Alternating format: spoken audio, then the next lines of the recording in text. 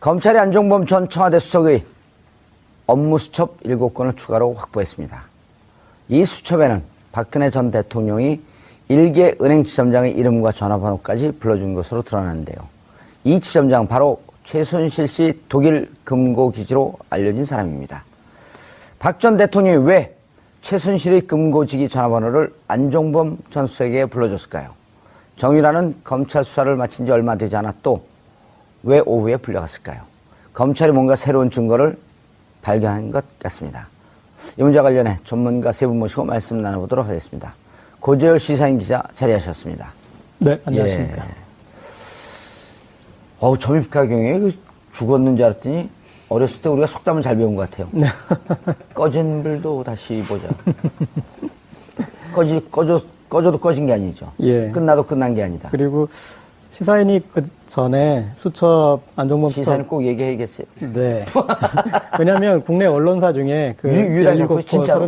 39건, 전부 56건 가지고 있는 언론사 우리가 유일하니까. 근데 그럼 보여주자는데 어떻게 알아요, 우리가?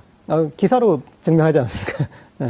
일부만 나온 것 같은데. 그런데 저희도 이제 그때 의문이었던 게 정말 중요한 수첩이 몇 건 좀 빠진 것 같다.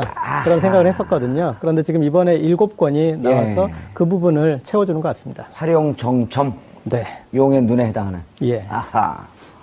활용정점이란 표현 아세요? 조대준 변호사님? 네, 알고 있습니다. 아직 소개 안 했습니다. 예. 예, 조대준 변호사 자리하셨습니다. 네, 안녕하십니까. 예, 원래 옛날에 이 군사 독재 정권 시절에는요, 소개하지 않는데 미리 나오면 구속시켜요. 알겠습니다. 자, 그럼 대신에 이경수 교수님 네, 자리하셨습니다. 안녕하십니까. 예. 오늘 세 분은 회색으로 유니폼 맞춰 입고 나오셨어요? 네, 지금 갈치가 제철이니까. 아, 갈치가 제철이니까. 예. 세 분의 회색 분자와 정체성이 분명한 제가 진행하도록 하겠습니다. 알겠습니다. 중요 수첩인가 봐요? 네. 내용이? 그런데 내용 일부 언론에 공개된 것 이외에는 못 보셨죠? 네, 일단은 이제 지금 예. 관건이 되는 것이 대통령이 안종범 전 수석에게 이상화에 대해서 이제 얘기를 하고 유럽의 국제전화 번호를 통화할 수 있는 번호를 알려주지 않았습니까? 이제 이 지점인데 사실은 예. 시사인에서 한 4, 5개월 전에 예. 반복적으로 박근혜 전 대통령이 이상화 당시 부장이었던 예. 하나은행 이제 유럽 이 부장이었던 이상화를 빨리 승진시키라 그렇게 얘기를 해서 안종범 전 수석이 여러 각계에 압력을 가하는 그런 부분까지는 기사가 됐었습니다. 아, 그런데 2015년 요 전에? 네. 그러니까 이상화 씨가 최순실의 금고지기로 꼽히는데 예. 역할을 하려면 하나은행에서 지위가 높아져야 높아야 된다. 되잖아요. 그래서 이제 처음에 요구했던 것은 유럽 총괄 본부장을 원했어요. 예. 근데 하나은행에서 이제 그걸 좀 안 된다고 그러니까 두세 단계 올라가는 거 아니에요? 그렇게 그렇죠. 되면? 예, 일개 부장급에서 그 부행장급에 해당되기 때문에 그래서 다시 이제 국내에서 해외 부문장을 시켜달라 그런 거예요. 그러니까 하나은행 그것도 어렵다 그래서 하나은행에 꾀를 낸 게 글로벌 영업 2본부장을 만들었어요. 그래서 새로 만들어갖고. 그래서 그 자리에 이상화를 앉히는 거죠. 그게 독일에 있을 때입니까? 귀국해서입니까?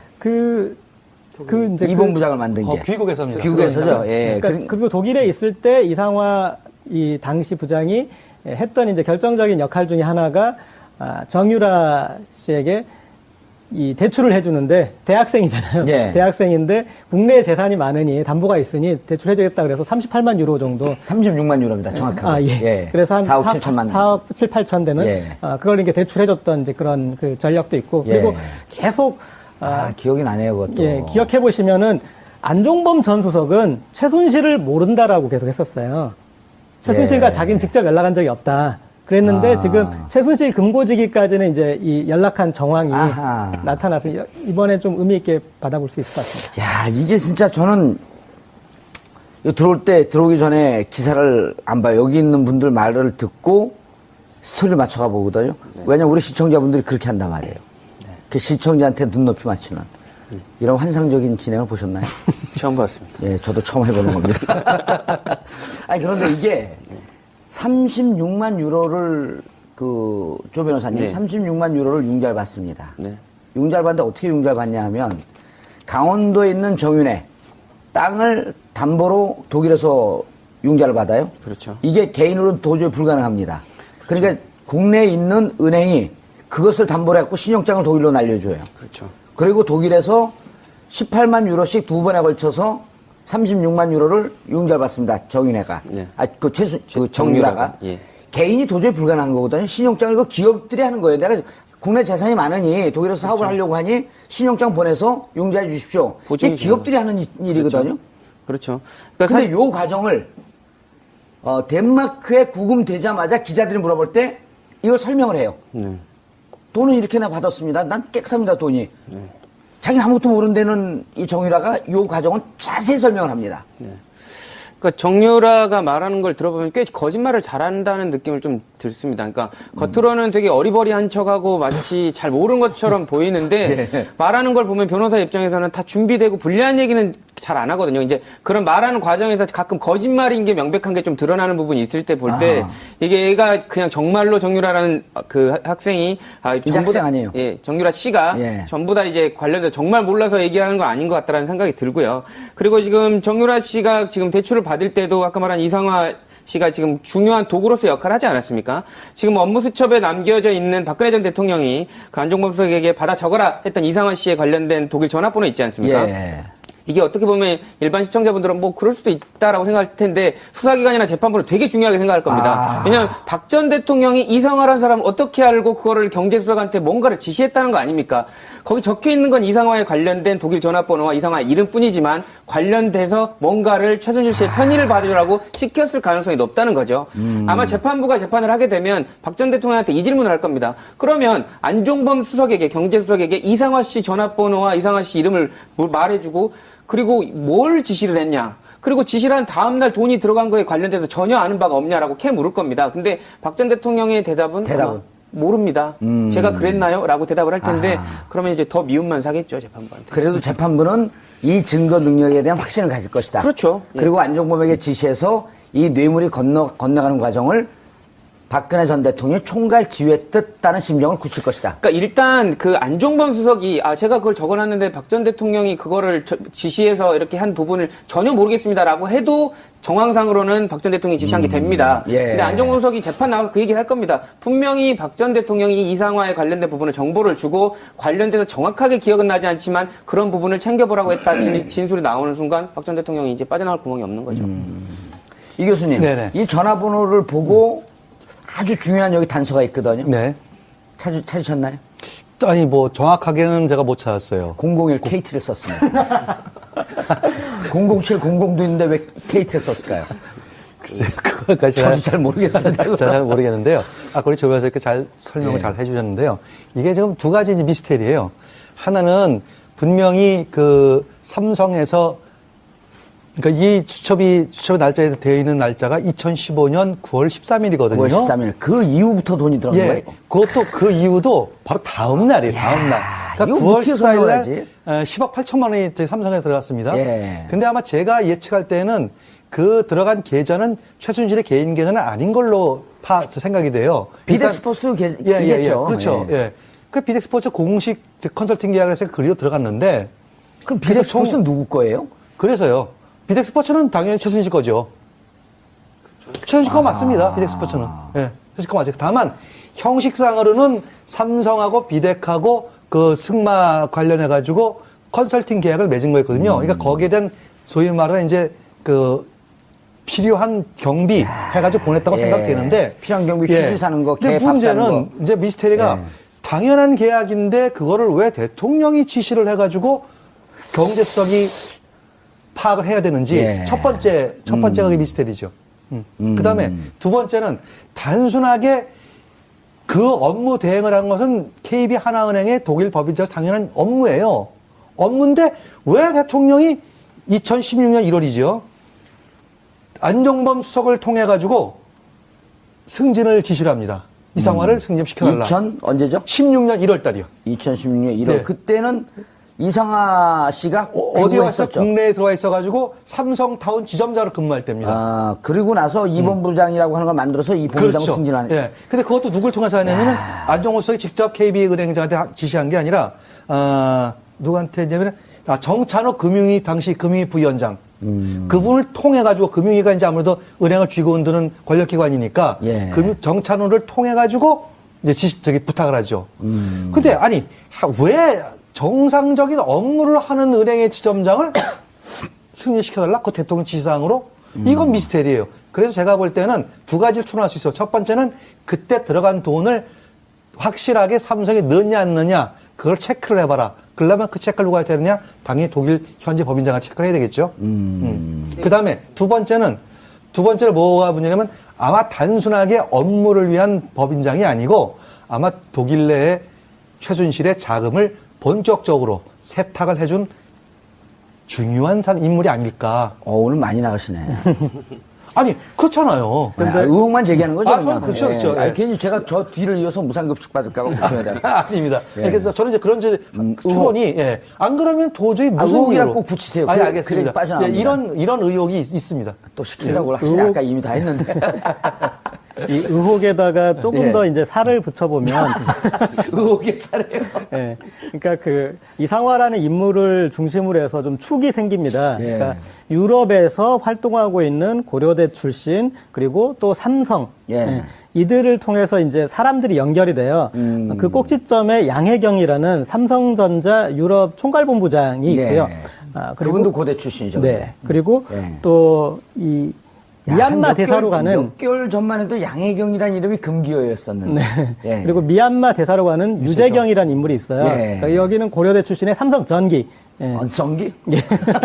그런데 이제 그들하고 같이 선후배 이제 하나은행에 있지만 이상화는 예. 이제 이들과 어떤 이 안에서 양혜경 그리고 그 이상화보다도 그 유재경이 더 선배인가요? 그 선후배는 제가 좀 하여튼 동문인데 예. 선후배는 제가 좀 약간 모호한데 미얀마 대사로 가고 미얀마 예. 대사 또 최순실씨가 박은 거 아니에요? 그렇죠. 그리고 그 미얀마 대사로 간 뒤에 제일 관건이 됐던 게 미얀마 K타운 사업이었잖아요. 예. 그래서 기존 이렇게 얼토당토하는 사업을 해서 엄청난 돈을 거기다가 쏟아 손실을 부으려고 보고. 했는데 그게 이제 알려진 것이고 그리고 미얀마 대사 기존 대사를 이 까낼 때 무리수가 있었고 임명할 때도 또 무리수가 있었고 그리고 이런 패턴이 또 이란의 K타워에도 가고 그러니까 우리가 유재경 씨 기억나요? 공항에 들어서 사람 잘못 봤다 그러고 들어가자마자 바로 최순실 씨가 놓줬습니다. 우리 자백하고. 예. 그러니까 이런 세계에 이렇게 들어오시면 안 되는 분이었는데 예. 그 정도의 어떤 배짱도 없는 분이었는데 이렇게 근데 들어왔고 동문이시잖아요. 뭐 그런 저까지 같이 이렇게 넘기시려고 그러십니까? 예. 어쨌든 예. 그렇게 이게 최순실 관련 비리가 글로벌 비리로 어떻게 확장되려고 했는지의 단초를 보여주는 그런 인물들입니다. 야, 이게 뭔가 진짜 증거가 아주 결정적인 스모킹 건이 찾아진 것 같아요. 그렇죠. 이제 당사자들 박 전 대통령 다 부인하고 있는데 주요 사람들이 있고 서로 한 행동들이 있지 않습니까? 예. 이거 확인하는 게 한눈에 들어온 거 되게 쉽습니다. A4지 하나 놓고 사람들이 왔다 갔다 한 행동들을 화살표로 그려볼 때 많이 제일 교점에 와 있는 사람이 중심적인 역할을 한 부분이고요. 안 그러면 다 관여됐다라고 볼 수 있는데 그 부분은 아까 그 기자님 말씀 주신 대로 금방 이렇게 쉽게 드러나는 부분이고 또 연결고리가 있기 때문에 재판부도 그렇고 검찰도 그렇고 이제는 확실히 좀 인지를 할 것 같습니다. 아니, 박근혜 대통령은 전 대통령이 이랬다고 최순실이 독일에서 돈을 받은 것도 나중에 알았다. 그럼 이것도 안정보 혼자 알아서 한 일이다? 그럼 받아 적는 것도 혼자 받아 적고? 그래서 예. 제가 방금 말씀하신 대로 이 부분이 이제 아마 재판 과정에서 굉장히 핵심적인 어떤 공방으로 이어질 가능성이 높습니다. 지금까지 박근혜 전 대통령의 일관적인 진술은 뭐냐면 몰랐다는 거거든요. 지시한 사실이 없었다. 그런데 이번에 찾은 그 2015년도 요 7건은 대부분이 2015년도 9월달 그 근처에 다 메모예요. 7건 모두가. 근데 그때가 언제냐면은 2015년 7월달에 박근혜 전 대통령하고 이재용 삼성 부회장이 만나는 거 시작을 해가지고 웬만큼 다 이루어졌고 이제 본격적으로 미르 및 K스포츠 재단에 돈이 입금되는 시절이거든요. 예. 그렇기 때문에 어쩌면 가장 바쁜 시기에 어떻게 보면 바쁘다는 말 표현이 좀 이상합니다만 어쨌든 안종범 수석 입장에서 볼 때는 이 두 재단 관련해서 굉장히 엄청난 일을 할 요 시기였기 때문에 아마 대통령의 지시사항은 꼬박꼬박 적었던 내용이 바로 이 내용이에요. 예. 그렇기 때문에 이 부분 때문에 사실 박근혜 대통령께서 몰랐다고 하는 것은 제가 볼 때 상당히 받아들이기 어려운 입장일 겁니다. 예. 보통 이 정도 증거 나오면 항복하는데요. 보통 저는 궁금한 게 개인적으로 변호사로서 궁금한 게 이 변론의 방향을 치더라도 증거들이 너무 명확한데 계속 부인하면 아주 안 좋은 결과를 초래하거든요. 국민들도 그렇게 느끼고 계실 텐데 왜 이런 증거까지 나왔는데 전부 다 부인을 하는지 참 이해는 아니, 못하겠어요. 70억 총 넘어간 게 얼마입니까? 78억인가 잖아요? 87억. 예? 87억이에요. 예. 78억. 예. 근데 이게 뇌물로 되면 무기징역 아니에요? 당연하죠. 그리고 지금 뭐, 그 금액이 일단 수십억 대가 되면 이제 그게 만약 유죄로 확정되면요. 확정되면 그냥 뭐 올림픽은 평생 거기서 보실 생각을 하셔야 됩니다. 근데 이제 일단. 드라마를 보지 않을까요? 그렇죠. 근데 뭐 그래도 이제. 아니, 올림픽은 생중계를 해줘요. 다른 드라마는 5시간이나 하루 늦게 해주는데 올림픽 주요 경기는 생중계를 해주기 때문에 근데 올림픽도 4년 단위니까요. 예, 4년 다니니까 깨알 팁을 어떻게 하셨습니까? 예, 한번 갔다 와보세요. 아니 근데 그러면 앞으로 올림픽을 10번을 못 가요? 10번 못 보겠죠? 그건 모르겠습니다. 근데 다만 어쨌든 이 혐의들이 지금 되게 유력하게 지금 유죄인 것처럼 지금 그림이 그려지고 있지 않습니까? 예. 아니 많이 흥분하셨어 보니까. 저는 왜 흥분하냐면요. 예. 그러니까 열심히 해가지고 본인이 반대되는 증거를 해서 밝히면 상관이 없는데 다 아니다라고 하니까. 이 정도면 빠져나기 힘들죠 이제. 그죠. 약간 짜증나는 면도 있죠, 국민 입장에서. 그러니까 왜냐면 대놓고 거짓말한 것처럼 보이니까요. 국민 이 정도면 제 생각에 좀 신의 영역인 것 같아요. 그러니까 신의 계시를 받았다. 이상화를 승진시키라는 계시를 받았으니까. 우주의 그렇게 기운을 설명이 안 돼요. 그렇죠. 우주의 기운을 받은 게 아니라. 예. 그 당시에 16년 1월쯤에 그 안종범 수석이 김정태 하나은행장한테 직접 전화를 해서 이상화 씨 승진에 대해서 이렇게 압력을 건 통화 내용이 좀 있어요. 근데 예. 제가 한번 읽어볼게요. 되게 재밌습니다. 예. 그 통화 내용 또 어떻게 파악이 됐어요, 그거는? 이거는 저기 후배 기자가 파악한 건데. 예. 네. 자, 내가 언제 센터장 했다 나중에 본부장 승진시키라고 했습니까? 당장 승진시키세요. 무조건 빨리 하세요. 지금 이거 내 이득을 위해서 합니까? 그렇게 머리가 안 돌아갑니까? 라고 하나은행장한테 이런 식으로 통화를 했습니다. 근데 그게 통화 내용을 아마 나중에 이제 하나은행장 이제 본인이 이거에 대해서 그런 이제 정황 설명을 하면서 이렇게 얘기를 했을 거예요. 진술, 예, 예. 녹취록은 아니고. 네네. 오. 이 정도로 노골적으로 계속 한 거죠. 그러니까 그만큼 정말 이 전화 받은 이상화라는 사람이 김정태 하나은행장이라고요? 예. 그럼 뭐 정말 장관 조사했을 때 모욕적이었겠죠. 제출했을 가능성도 있어 보입니다. 뭐 남아 있었다면요. 예. 보통 요즘 전화 오면은 자동으로 녹음됩니다. 갤럭시 폰 같은 경우는 다 녹음을 해놓잖아요. 네, 그렇죠. 예? 예를 들어 우리는 출연료 협상할 때 출연료 얼마 준다고 나중에 무시하는 경우가 있거든요. 그래서 다 녹음을 해놓죠. 알겠습니다. 핵심은 야, 이거 예를 들어 가지고 이런 경우 있을 것 같아요. 아까 제가 말씀드렸듯이 지금 이 2015년 9월 14일 예. 10억 8천만 원을 필수해가지고 87억 원이 돈이 건너간단 말입니다. 예. 근데 이 돈을 과연 뇌물로 볼 것이냐, 뇌물로 보지 않을 것이냐에 대한 쟁점은 아직도 있어요. 이거는 재판을 좀 더 해봐야 됩니다. 왜냐하면 형식상으로는 분명히 컨설팅 계약을 맺고 거기에 대한 돈이 넘어갔기 때문에 이것을 뇌물로 볼 것이냐 말 것이냐 하는 부분은 상당히 논리적인 법정 공방이 치열할 거예요. 근데 이제 그럴 경우에도 예. 컨설팅의 내용이 무엇이었습니까라고 하는 것을 따지거든요. 그렇겠죠. 근데 컨설팅으로 위장했다라고 하는 게 나오게 되면 바로 뇌물이 되는 그렇죠. 거죠. 당연하죠. 예, 예. 그래서 이제 이재용 특히 지금 진행하는 것은 어쨌든 이재용 부회장에 대한 이 공판 과정 중에서 이제 쭉 나오는 것들이거든요. 그래서 아마 삼성의 그 막강한 그 변호인들이 적극적으로 이것은 뇌물이 아니고 정상적인 계약에 의한 집행이다. 그렇게 아마 논리를 지금 펼 가능성이 있는데 여기에 이게 나온 거죠. 이 그렇죠. 수첩이. 그렇게 논리 펴고 이제 디펜스 그 변론하고 그러다가 그렇죠. 예. 그다음 이제 강요로 몰고 가려고 그러는데 결정적인 게 나왔는데 그렇죠. 중앙일보 보도에 따르면 당시 동일의 최씨 모녀학교에 있었던 A라고 하는 분은 이게 이제 2016년 그 보도인데요. 지난해 5월부터 그러니까 독일에 있었던 그 2015년 5월부터 독일에서 쓴 생활비 전액을 훗날 이때는 돈이 안 들어왔을 때입니다. 5월이니까 훗날 코아스포스에 입금된 삼성전자의 지원금에서 인출해 갔다. 그 돈이 넘어간 시기는 그 6월 아닙니까? 네. 그러니까 훗날이라는 표현까지 썼단 말이에요. 이거 정확히 기억하고 있는 거죠, 이 정도면. 그렇죠. 아주 구체적으로 기억하고 있는 거죠. 그리고 최순실 씨가 그 돈을 대하는 그 마음가짐을 딱 볼 수 있는 부분인데요. 나는 삼성 돈을 써서 독일에서 체류해야 되는데 내 돈이 일단 나갔으니까 쓴 거 메꿔야겠다라는 생각 때문에 이제 관련된 부분을 다 메꿔 넣은 것이고요. 최순실 씨는 이런 부분을 봤을 때 삼성 돈 아니면 독일에 관련돼서 어떤 것도 하지 않았을 것이라는 추단도 되는 부분입니다. 그래서 그런 부분도 아까 그 재판부는 판단할 수 있을 것 같고요.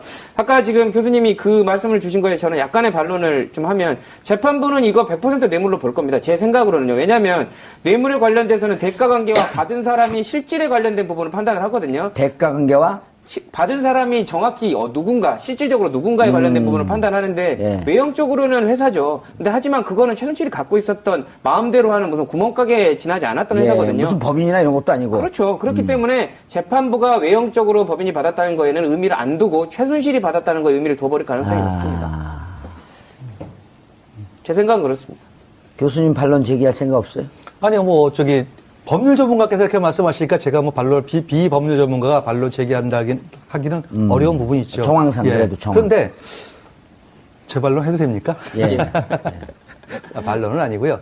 그냥 이제 그 평범한 비전문가 입장에서 볼 때는 그럼에도 불구하고 그 소위 말하는 그 지금 의사 표시하고 계약 관계라는 게 있지 않습니까?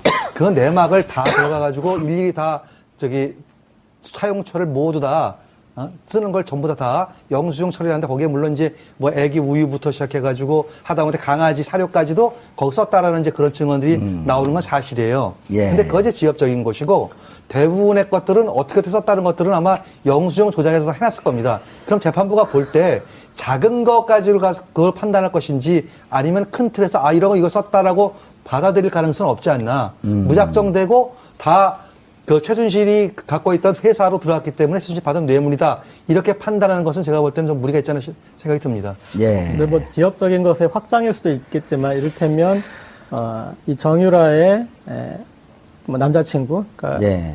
사실혼 관계에 있던 남자친구까지 이제 불러들여서 거기에 정확하게 임금이라 보기엔 좀 애매하고 예. 어쨌든 쓸 수 있는 용돈 정도로 이렇게 입금했던 그런 영역까지 다 있어가지고 분명히 이제 사적으로 아주 우리가 용인할 수 있는 어떤 그런 범위를 넘어서서 유용을 했던 계좌인 게 나타나면 이것은 사실상의 이 법인은 이제 최순실 씨의 어떤 개인 법인이다 이렇게 유권 해석은 충분히 할 수 있을 것 같습니다. 예. 정유라 씨 얘기도 좀 나눠봐야 될 것 같은데요.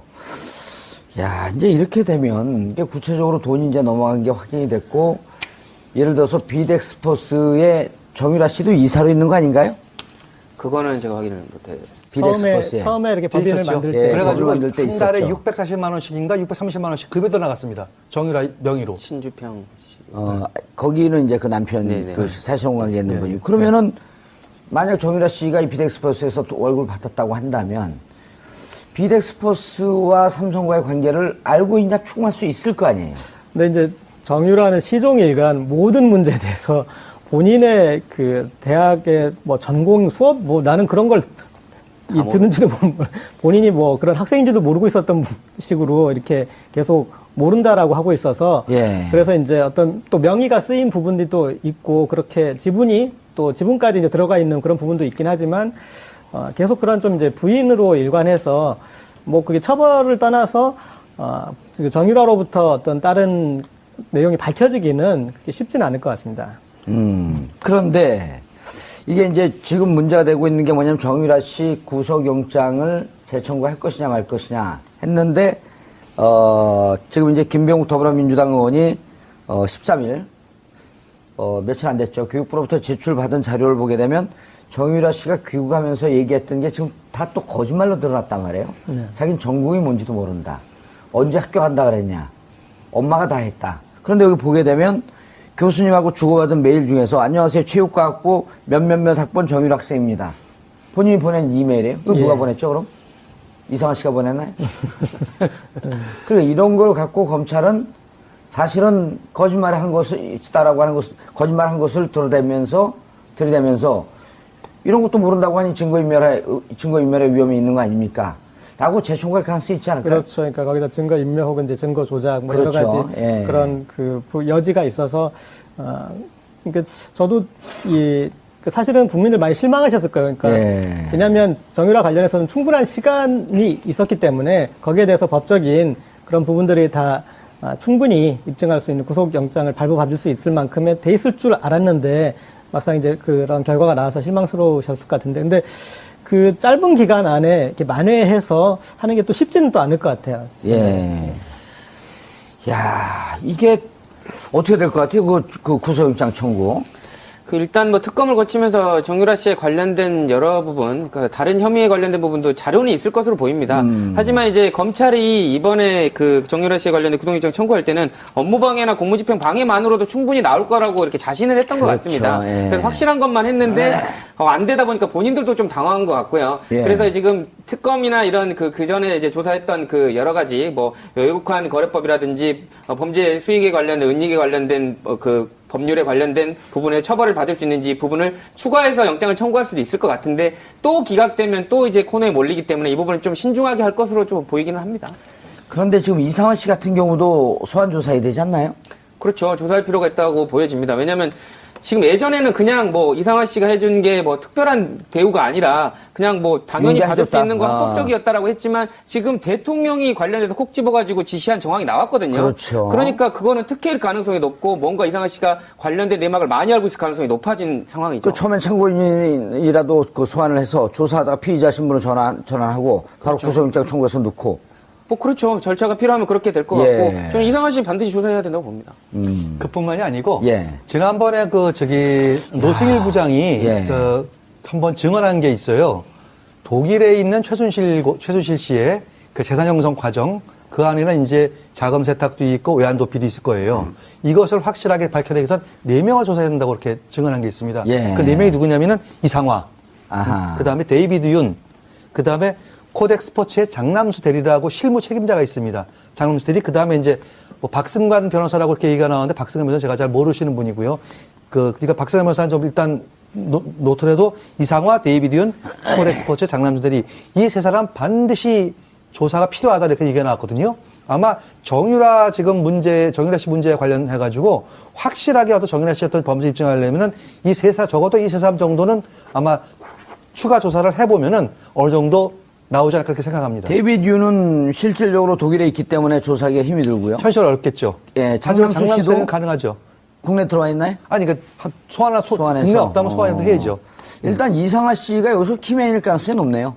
그렇죠. 예. 근데 키맨인데 제가 볼 때는 오히려 코덱 스포츠의 장남수 대리가 더 키맨이 아닐까 싶습니다. 예. 아니, 그러니까 이상화 씨, 장남수 대리가 만약 독일에 있다고 한다면 지금 당장 소환하기에 힘이 되니까 이상화 씨를 조사하고 하면서 조사하는 과정에서 말이 예를 들어서 앞뒤가 안 맞는다고 하게 되면 장남수 대리하고 둘을 뭐 대질시키면서 이제 확인해 보면 될 거고. 그러니까 일단 이상화 씨를 소환해야 되겠네요. 저는 이상화 씨를 왜 조사해야 된다고 생각하냐면요. 이상화 씨가 진급이 빠른 것도 이상하지만 없는 자리를 만들면서까지 저렇게 강압적으로 승진을 시키라고 했던 이유. 뭔가 최순실 씨가 많이 꼭 챙겨줘야 될 만큼 많은 비밀을 알고 있어서 뭔가 치적을 좀 이렇게 해줘야 될 상황이 아니었나. 예. 그러니까 해외에서 돌아가는 돈의 시스템이나 흐름을 알고 있을 가능성이 되게 높은 인물 중에 하나죠. 그러니까 이상화 씨 이상해. 진짜 이상하잖아요. 이게 어떻게. 독일에서의 그 과정을 다시 이제 좀 복귀해 보면 예. 독일이란 나라가 사실은 비자금을 운용하기에 상당히 불리한 나라. 어려운 나라죠. 그리고 그런 이제 비자금에 대해서 독일이 민감한 것은 독일은 이제 그 비자금의 문제를 우리는 이제 어떤 정치 비리나 그런 차원으로 접근하는데 거기 독일은 그거 이상을 플러스해서 테러 자금으로 또 볼 수 있기 때문에 그래서 비자금에 대해서 상당히 제도가 까다롭습니다. 그래서 돈이 숨을 수 있는 어떤 그런 수 있는 나라는 아닙니다. 그런데 거기서 최순실 씨가 거기에서 이제 예전에 독일에 살았기 때문에 독일로 갔는데 그 독일에서 그런 문제를 해결할 때는 훨씬 더 복잡한 제도들의 문제를 풀어줬어야 되는데 그럴 때 그 이상화를 비롯한 고려대 삼성팀의 역할을 좀 유추해 볼 수 있는 거죠. 그러니까 비덱스포츠 같은 경우도 사실은 이 처음 설립 과정을 보면은 독일에서 그러니까 빨리 법인을 빨리 진행을 해야 되는데 그 빨리 하기 위해서 과정을 어떻게 했냐면 이미 만들어진 페이퍼 컴퍼니를 사요. 그러니까 페이퍼 컴퍼니를 만드는 게 아니라 페이퍼 컴퍼니를 사가지고 그것을 이렇게 이제 여러 형태로 변형해서 사용하는 이제 그런 방식을 사용하는데 그래서 어떤 그 구조를 만들고 법인을 세우고 하는 이런 그 과정에서 이상화 씨가 중심적인 역할을 했다라고밖에 볼 수 없고 여기에 있는 그 박 변호사가 아마 삼성하고 이렇게 계약하고 저기 할 때 최순실 씨 쪽으로 이렇게 대행했던 그분을 말씀하시는 것 같은데 이분에 대해서도 어떤 식으로든 조사가 좀 필요할 것 같습니다. 그런데 이제 문제는 이제 제가 왜 이상화 씨 말고 장남수 대리를 계속 언급하냐면은 이상화 씨하고 장남수 대리하고 수상한 여행을 한 서너 번 해요. 국내에도 들어오고 그 인천하고 프랑크푸르트를 왔다 갔다 하면서 꼭 두 사람이 동행을 합니다. 어허. 이상화 씨와 장남수 대리. 그 다음에 특히 아까 저희 고재열 기자님 하신 말씀 중에서 독일은 굉장히 자금 세탁에서 엄격하게 처리를 하거든요. 우리나라처럼 그렇게 단속 처리하지 않습니다. 말씀하시듯이 테러 자금 때문이거든요. 네. 그런데 그래서 프랑크푸르트하고 저기 덴마크의 올보리를 왔다 갔다 한 것도 다 두 사람이 바로 이상화 씨하고 장남수 대리하고. 아, 정유라 씨가 숨어 있었던. 네, 예. 거기를 두 사람이 또 같이 왔다 갔다 합니다. 그러니까 제가 볼 때는 이상화 씨는 아마 금융에 관련된 전문가니까 아마 덴마크의 어떤 뭐 은행이 됐든 어떤 금융과 관련해가지고 그 시스템을 알아보기에 간 거고 실제 돈을 움직인 것은 아마 장남수가 아니가 이런 그냥 추측을 해보는 거죠. 추정입니다, 그리고 물론. 예. 어쨌든 비덱스포스에 돈을 넣는 과정에서는 돈을 꽂게끔 지시하는 등등의 과정은 이상화 씨가 실무 작업을 했을 거고. 그렇죠. 일단 비덱스포스로 돈이 들어오게 되면 운영권은 장남수 대리가 갖고 있었을 개연성이 높겠다. 높다. 예, 그렇기 때문에 실제 돈이 개연성이 높네요. 움직이고 하는 것들에 대해서는 아마 장남수가 더 많이 알고 그래서 실제로 독일 또는 덴마크에 있을 것으로 예상되는 그 해외로 자금을 도피했다면은 그 실제적인 그 모든 규모라든지 그런 것들은 아마 장남수가 좀 알고 있지 않을까 그런 추정을 해봅니다. 이쯤 되면 어디에서 걸더라도 그 정유라 씨를 다시 재청구할 수 있는 길이 열리지 않을까? 예를 들어갖고 그 이대 같은 경우도 난 모른다, 꽈도 모른다 했는데 지금 거짓말이 드러났단 말이에요. 그렇죠. 그럼 비덱스포스에 돈 꽂는 과정에서 이상화 씨가 개입하고 그리고 이상화 씨 들어와서 실질적으로 이상화 씨 같은 경우는 여기서 자기가 모든 것을 독박을 쓰고 무슨 그 태극기 깃발을 휘두르면서 투사도 아닌데 내가 모든 거 다 책임지겠어 이럴 상황이 아니잖아요. 그렇죠. 자기는 시키는 대로 좀 도와줬고 승진 좀 했을 뿐인데 너가 책임져야 된다고 하게 되면 얘기하지 않을까 지금에는? 지금 조사하면 뭐 그래도 순순히는 안 얘기할 걸로 보입니다. 왜냐면 어쨌든 지금 뭐 재판이 진행되고 있는데 괜히 엮이기 싫으니까 예. 자기는 뭐 위법적인 부분을 가담 안 했다고 얘기를 할 텐데 어쨌든 이제 재판부나 수사기관은 그렇게 따져 묻겠죠. 이게 정황상 너무 엮여 있을 가능성이 높으니까요. 이 번호가 나왔으면요, 변호사님, 이 번호가 나왔으면 이 번호와 통화한 전화를 조회했으면 되잖아요. 그렇죠. 통화 기록 조회하면 국내에서 누가 여기 통화됐는지 나올 거 아닙니까? 그렇죠? 네. 그럼 국내에 있을 때 안종범 씨하고 통화한 기록, 혹은 또 국내에 있을 때 장시호나 누구 등등과 연락된 기록 이렇게 되게 되면 그 전화번호를 중심으로 해갖고 거미줄이 또 펼쳐질 거 아니에요. 그렇죠. 근데 아마 대포폰 썼을 겁니다. 뭐 최순실 씨가 대포폰을 쓰라고 하지, 그래도 뭐 안 알려진 대포폰으로 다 활용했을 것 같고요. 그리고 최순실 씨 지위에 있는 사람들 안종범은요? 아닙니까? 안종범도 대포폰을 썼을까요? 저는 개인적으로는 그렇게 생각합니다. 아니 대포폰 쓰라고 그 노트에는 없잖아요, 지시사항이. 근데 그 대포폰을 썼더라도 저희 시사인에서 파악한 대포폰 번호들이 있어요. 그래서 그리고 대포폰을 쓰더라도 시사인 얘기 안 하면 안 돼요? 좀 얘기하다 시사인이 탁탁 걸려요.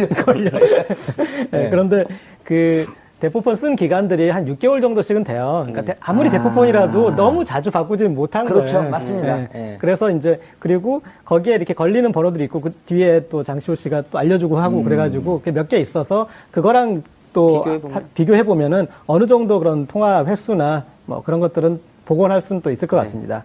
대포폰 대 대포폰을 쓰게 되면 뭐 추적을 못 하겠지만 001이라고 하는 이 전화 이상화 그 49-어쩌고저쩌고 하는 이상화 전화번호 나왔기 때문에 여기와 국내 통화한 기록을 쭉 거미줄처럼 찾아내서 그 조회를 하게 되면 누구 전화가 걸려 있는지 나올 거 아닙니까? 수사를 할 때 제일 그 중요한 게 한 번호만 픽스돼 있으면 됩니다. 그렇죠. 한 번호 딱 픽스돼 있잖아요. 있으면 겹치는 번호가 반드시 한 명은 있거든요. 예. 그러니까 그런 부분들을 조회내면 이제 그 연결고리를 찾을 수가 있죠. 근데 아까 말씀 주신 대로 둘 다 대포폰이면 픽스가 안 돼 있으니까 확인을 못 여기 하는데 나와 있단 말이야. 자, 그런데 여기 나와 있는데 요날 전화번호를 받고 안종범 수석의 전화번호가 이쪽으로 갔어요. 그리고 간 다음에 누군가에게 또 전화를 해 이분이 이상화가 그 전화를 했는데 이 전화한 내용 중에 한 명이라도 삼성 임원이 나오게 되면 끝나는 거 아니에요. 그렇죠. 아주 개연성이 높거나 그 예. 업무에 관련된 사람이 했으면 뭐 비검찰이 만주 변호사도 이 정도 하는데 이거 검찰이 이거 조회 못 할까요? 그러니까 아마 생각을 하고 있을 겁니다. 그래서 이제 의지가 있으면 이상화 씨를 부를 텐데 뭐 예. 제가 검찰이었으면 당연히 이상화 씨를 제일 아니 먼저 부르지 불렀을 것 않아도 이건 전화번호가 나왔기 때문에 KT 해갖고 001 KT 아니에요. 내가 아까 KT 그래서 얘기한 거예요. KT 수양력이 다 나오는 거죠. 어떻게 전화가 됐는지 전후로 해서. 그렇죠. 그리고 돈 들어가는 날 전후로 해서 삼성과 통화된 내용이 있었다? 그럼 나오는 거죠. 특검 수사관으로 가셨어야 되는데. 예. 제가 수상한 사람입니다. 아니, 그래서 요 번호가 있기 때문에 이 번호 통화 내용만 조회하면 다 나오는 거죠. 나오죠. 예. 예. 나오는데 그럼에도 불구하고 검찰은 굉장히 신중할 수밖에 없는 게 예. 업무상으로 연락은 누구나 할 수 있어요. 그리고 청와대의 안종범 또는 안종범과 관련되어 있는 청와대 그 누가 통화했다면 그거는 문제가 되는데 삼성하고 통화한 것은 업무상 연락이라고 할 수 있습니다. 아니죠. 이상화 씨는요, 삼성하고 통화할 이유가 없죠. 비덱스포스 관계자면 삼성하고 통화해도 얘기가 됩니다. 왜 은행 관계자가 삼성하고 전화를 하죠? 입금을 했는데 입금 확인 좀 해달라고 할 수 있지 않을까요? 은행에 입금하고 입금 확인해달라고 은행장도로 전화해요? 검찰이 안종범 전 청와대 수석의 업무 수첩 7건을 추가로 확보했습니다. 이 수첩에는 박근혜 전 대통령이 일개 은행 지점장의 이름과 전화번호까지 불러준 것으로 드러났는데요. 이 지점장 바로 최순실 씨 독일 금고기지로 알려진 사람입니다. 박 전 대통령이 왜 최순실의 금고지기 전화번호를 안종범 전 수석에게 불러줬을까요? 정유라는 검찰 수사를 마친 지 얼마 되지 않았도 왜 오후에 불려갔을까요? 검찰이 뭔가 새로운 증거를 발견한 것 같습니다. 이 문제와 관련해 전문가 세 분 모시고 말씀 나눠보도록 하겠습니다. 고재열 시사인 기자 자리하셨습니다. 네, 안녕하십니까. 점입가경이 죽었는 줄 알았더니 어렸을 때 우리가 속담을 잘 배운 것 같아요. 꺼진 불도 다시 보자. 꺼져도 꺼진 게 아니죠. 끝나도 끝난 게 아니다. 그리고 시사인이 그 전에 수첩 안종범 시사인 꼭 얘기해야겠어요. 네. 왜냐하면 국내 언론사 중에 그 유일하냐고, 17건, 진짜로? 39건, 전부 56건 가지고 있는 언론사 우리가 유일하니까. 근데 그럼 보여주자는데 어떻게 알아요, 우리가? 기사로 증명하지 않습니까? 일부만 나온 것 같은데. 그런데 저희도 이제 그때 의문이었던 게 정말 중요한 수첩이 몇 건 좀 빠진 것 같다. 그런 생각을 했었거든요. 그런데 지금 이번에 7건이 나와서 그 부분을 채워주는 것 같습니다. 활용정점. 네. 용의 눈에 해당하는. 아하. 활용정점이란 표현 아세요? 조대준 변호사님? 네, 알고 있습니다. 아직 소개 안 했습니다. 예. 조대준 변호사 자리하셨어요. 영업 2본부장을 만들었어요. 그래서 새로 만들어갖고. 그래서 그 자리에 이상화를 앉히는 거죠. 그게 독일에 있을 때입니까? 귀국해서입니까? 이제 이본부장을 만든 게. 귀국에서입니다. 귀국에서죠. 그리고 독일에 있을 때 이상화 이 당시 부장이 했던 이제 결정적인 역할 중에 하나가 정유라 씨에게 이 대출을 해주는데 대학생이잖아요. 대학생인데 국내 재산이 많으니 담보가 있으니 대출해주겠다 그래서 38만 유로 정도. 36만 유로입니다. 정확하게. 그래서 한 4억 7천만. 4억 7, 8천 되는 그걸 이렇게 대출해줬던 이제 그런 그 전력도 있고 그리고 계속 기억이 나네요, 그것도. 기억해 보시면은 안종범 전 수석은 최순실을 모른다라고 계속 했었어요. 최순실과 자기는 직접 연락한 적이 없다. 그랬는데 지금 최순실 금고지기까지는 이제 이 연락한 정황이 나타나서 이번에 좀 의미 있게 받아볼 수 있을 것 같습니다. 야, 이게 진짜 저는 들어오기 전에 기사를 안 봐요. 여기 있는 분들 말을 듣고 스토리를 맞춰가 보거든요. 왜냐면 우리 시청자분들이 그렇게 한단 말이에요. 그 시청자한테 눈높이 맞추는 이런 환상적인 진행을 보셨나요? 처음 봤습니다. 예, 저도 처음 해보는 겁니다. 아니, 그런데 이게 36만 유로를 조 변호사님 36만 유로를 융자를 받습니다.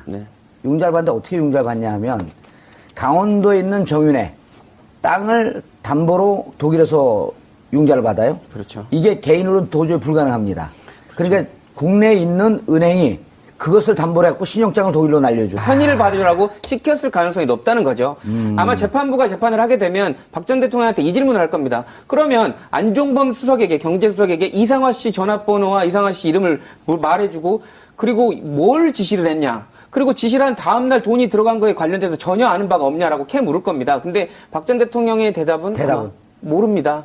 제가 그랬나요? 라고 대답을 할 텐데 그러면 이제 더 미움만 사겠죠, 재판부한테. 그래도 재판부는 이 증거 능력에 대한 확신을 가질 것이다. 그렇죠. 그리고 안종범에게 지시해서 이 뇌물이 건너가는 과정을 박근혜 전 대통령이 총괄 지휘했다는 심정을 굳힐 것이다. 그러니까 일단 그 안종범 수석이 제가 그걸 적어놨는데 박 전 대통령이 그거를 지시해서 이렇게 한 부분을 전혀 모르겠습니다라고 해도 정황상으로는 박 전 대통령이 지시한 게 됩니다. 근데 안종범 수석이 재판 나와서 그 얘기를 할 겁니다. 분명히 박 전 대통령이 이상화에 관련된 부분을 정보를 주고 관련돼서 정확하게 기억은 나지 않지만 그런 부분을 챙겨보라고 했다 진술이 나오는 순간 박 전 대통령이 이제 빠져나갈 구멍이 없는 거죠. 이 교수님, 이 전화번호를 보고 아주 중요한 여기 단서가 있거든요. 찾으셨나요? 아니, 정확하게는 제가 못 찾았어요. 001 KT를 썼습니다. 007, 00도 있는데 왜 KT를 썼을까요? 글쎄요, 그거까지 저도 잘 모르겠습니다. 잘 모르겠는데요. 아까 우리 조 변호사님께 잘 설명을 예. 잘 해주셨는데요. 이게 지금 두 가지 이제 미스테리예요. 하나는 분명히 그 삼성에서 그러니까 이 수첩의 날짜에 되어 있는 날짜가 2015년 9월 13일이거든요. 9월 13일. 그 이후부터 돈이 들어간 예, 거예요. 그렇죠. 그리고 독일에서 18만 유로씩 두 번에 걸쳐서 36만 유로를 융자를 받습니다. 정윤회가. 네. 정유라가. 예. 개인이 도저히 불가능한 거거든요. 신용장을 그 기업들이 하는 거예요. 내가 국내 재산이 많으니 독일에서 사업을 하려고 하니 신용장 보내서 융자해 주십시오. 이게 보증이 기업들이 하는 일이거든요. 그렇죠. 그러니까 근데 사실 요 과정을 덴마크에 구금되자마자 기자들이 물어볼 때 이걸 설명을 해요. 네. 돈은 이렇게나 받았습니다. 난 깨끗합니다, 돈이. 자기는 아무것도 모르는 데는 이 정유라가 이 과정은 자세히 설명을 합니다. 그러니까 정유라가 말하는 걸 들어보면 꽤 거짓말을 잘한다는 느낌을 좀 들습니다. 그러니까 겉으로는 되게 어리버리한 척하고 마치 잘 모르는 것처럼 보이는데 예. 말하는 걸 보면 변호사 입장에서는 다 준비되고 불리한 얘기는 잘 안 하거든요. 이제 그런 말하는 과정에서 가끔 거짓말인 게 명백한 게 좀 드러나는 부분이 있을 때 볼 때 이게 얘가 그냥 정말로 정유라라는 그 학생이 이제 학생 아니에요. 예, 정유라 씨가 예. 전부 다 이제 관련돼서 정말 몰라서 얘기하는 거 아닌 것 같다라는 생각이 들고요. 그리고 지금 정유라 씨가 지금 대출을 받을 때도 아까 말한 이상화 씨가 지금 중요한 도구로서 역할을 하지 않았습니까? 지금 업무수첩에 남겨져 있는 박근혜 전 대통령이 그 안종범 수석에게 받아 적어라 했던 이상화 씨에 관련된 독일 전화번호 있지 않습니까? 예. 이게 어떻게 보면 일반 시청자분들은 뭐 그럴 수도 있다라고 생각할 텐데 수사기관이나 재판부는 되게 중요하게 생각할 겁니다. 왜냐하면 박 전 대통령이 이상화라는 사람을 어떻게 알고 그거를 경제수사관한테 뭔가를 지시했다는 거 아닙니까? 거기 적혀 있는 건 이상화에 관련된 독일 전화번호와 이상화 이름뿐이지만 관련돼서 뭔가를 최순실 씨 안녕하십니까? 예. 원래 옛날에 이 군사 독재 정권 시절에는요, 소개하지 않는데 미리 나오면 구속시켜요. 알겠습니다. 자, 그럼 대신데 이경수 교수님 네, 자리하셨습니다. 안녕하십니까? 예. 오늘 세 분은 회색으로 유니폼 맞춰 입고 나오셨어요? 네, 지금 갈치가 제철이니까. 아, 갈치가 제철이니까. 예. 세 분의 회색 분자, 정체성이 분명한 제가 진행하도록 하겠습니다. 알겠습니다. 중요 수첩인가 봐요? 네. 내용이? 그런데 내용 일부 언론에 공개된 것 이외에는 못 보셨죠? 네, 일단은 이제 지금 예. 관건이 되는 것이 대통령이 안종범 전 수석에게 이상화에 대해서 이제 얘기를 하고 유럽의 국제전화 번호를 통화할 수 있는 번호를 알려주지 않았습니까? 이제 이 지점인데 사실은 예. 시사인에서 한 4, 5개월 전에 예. 반복적으로 박근혜 전 대통령이 이상화 당시 부장이었던 예. 하나은행 이제 유럽 이 부장이었던 이상화를 빨리 승진시키라 그렇게 얘기를 해서 안종범 전 수석이 여러 각계의 압력을 가하는 그런 부분까지는 기사가 됐었습니다. 아, 그런데 2015년 요 전에. 네. 그러니까 이상화 씨가 최순실의 금고지기로 꼽히는데 예. 역할을 하려면 하나은행에서 지위가 높아져야 높아야 된다. 되잖아요. 그래서 이제 처음에 요구했던 것은 유럽 총괄 본부장을 원했어요. 예. 근데 하나은행에서 이제 그걸 좀 안 된다고 그러니까 두세 단계 올라가는 거 아니에요? 그렇게 그렇죠. 되면? 일개 부장급에서 그 부행장급에 해당되기 때문에 그래서 다시 이제 국내에서 해외 부문장을 시켜달라 그런 거예요. 그러니까 하나은행 그것도 어렵다 그래서 하나은행에 꾀를 낸 게 글로벌